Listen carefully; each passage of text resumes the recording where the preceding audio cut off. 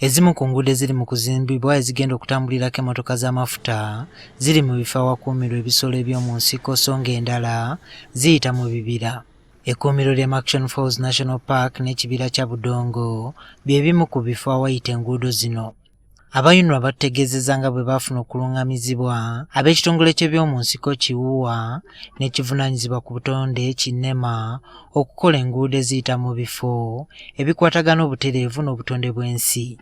Okugeza, bano bawalizibwa okukendeeza ku bugazi bw'oluguudo oluva e Masindi okugenda mu Park Junction mu kibira ky'e Budongo okusobozesa amatabi g'emiti okuddamu okukwatagana nga bamaliriza okulukola. We could not maintain the width that we do in open areas because the more trees you cut, the longer it takes for the canopy to come back. And the canopy is important because animals, especially monkeys, they don't use the ground. They jump from one tree to another, so they jump across the road. Size y'oluguudo twakiziganya mita 7 era bakikoze mukola wano of course batemetaka bakola ki bakola ekifunga kinene kubanga of course baagala okukolera naye bamala bakola kye bayita restoration kino kifunumano ekizaawo. Bano era baakuddamu okusimba emiti mu kibira kino naddala mu bifo gye baagitema. Yeah, the trees that were cut down, we are going to plant in more. And actually, when you move along, you will see some trees coming up. Yeah, so that's how we are doing, we are mitigating that part on the environment. Ate yo mudundiro ly'ebisolo erya Murchison Falls National Park balina bwe baatadde emiwaatwa mu ntindo ze bazimbye okukkiriza ebisolo okusala ekkubo.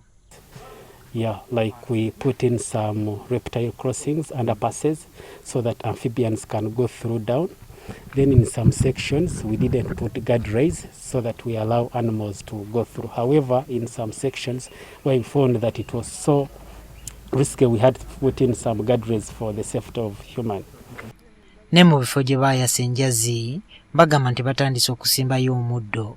For example, at the bridge, Para Bridge, there is a big area, an escarpment, where the bridge was constructed. 4 months ago, it was bare. There was just soil. But now when we pass there, the grass has actually been planted and it's growing. Twogeddeko n'ab'ekitongole ky'ebisolo by'omu nsiko ne batubuulira ku nguudo ezizimbibwa mu ddundiro ly'ebisolo. Ekirala kye balina okukola kwe kulaba nti bateekawo signage oba ebyapa ebiraga abantu kendeeza speed amu n'okujjukiza abantu nti bali mu paaka talowooza nti ali mu kkubo eryaffe erya bulijjo n'avuga endiima abamu hampusi bazikuba budinda.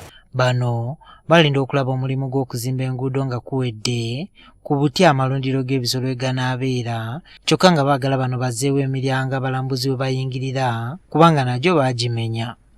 Juma Kiriya, NTV ku ssaawa emu.